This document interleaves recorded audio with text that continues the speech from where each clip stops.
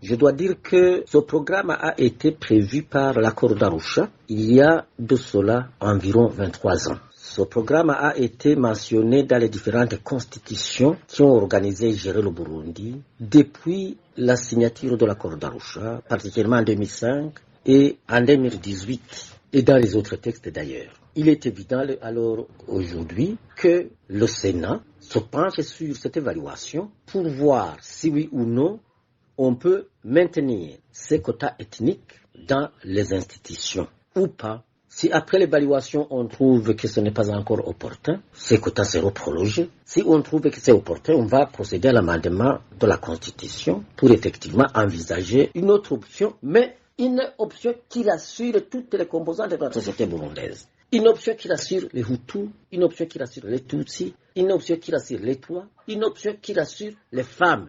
Pas uniquement une option qui rassure les hommes et les femmes du parti au pouvoir. Le parti au pouvoir, ça peut être aujourd'hui le CNDD, demain un autre parti, c'est possible. Mais que cela soit fait pour l'intérêt de la nation burundaise, pour l'intérêt du pays, pour l'intérêt de tous les Burundais. Il n'y a rien d'étonnant qu'on procède à cette évaluation. Ce qui sera important, ça sera la conclusion qui va découler de cette évaluation des débats.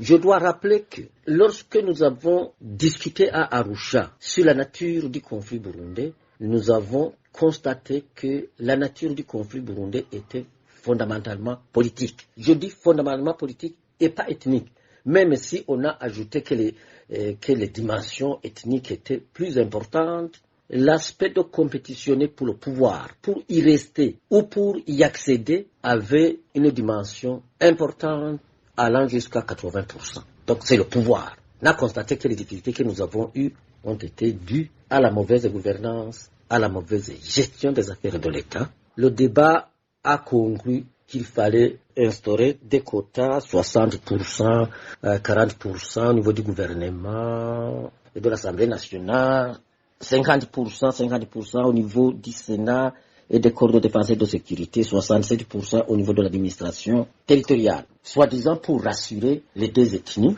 les Hutus et les Tutsis, et c'est plus tard qu'on y a ajouté l'ethnie Twa, mais en réalité, on voulait rassurer les Hutus et les Tutsis par leur présence dans les institutions. Il n'y a alors rien d'étonnant qu'aujourd'hui, après 23 ans, on procède à l'évaluation pour voir si, effectivement, ces quotas ethniques ont servi à la résolution des principaux problèmes, des différentes questions fondamentales du pays, notamment la commission Vérité et Réconciliation, qui visait le plus jamais ça, notamment le fait que la démocratie et la bonne gouvernance devaient être les fondements de chaque gouvernement du Burundi, le fait que l'armée, la police, les services nationaux de renseignement ne devaient plus être au service d'une ethnie, au service d'un parti politique, dans le temps d'une région même. Le fait que le pays devait être reconstruit et développé pour que tous les sinistrés, toutes les victimes des différentes tragédies que le Burundi a connues soient réhabilités dans leurs droits. Voilà. Est-ce que ces quotas ont servi dans la résolution de ces principales questions qui engagent le Burundi et les Burundais? Je dis tout de suite non.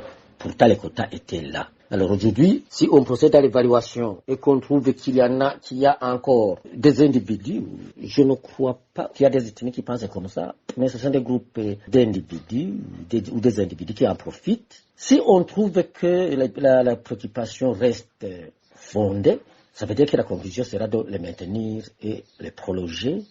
Mais si on trouve que ces quotas n'ont pas servi régulièrement, il faudra alors penser à amender la Constitution, penser à instaurer un autre système, mais qui rassure toutes les composantes de ce pays, comme je le disais, qui rassure les Hutus, qui rassure les Tutsis, les Twa et les femmes. D'ailleurs, j'ai cru comprendre qu'il y a même des Baganois qui veulent être intégrés dans les institutions, mais pour aller y faire quoi? Y aller pour faire quoi? Je ne sais pas.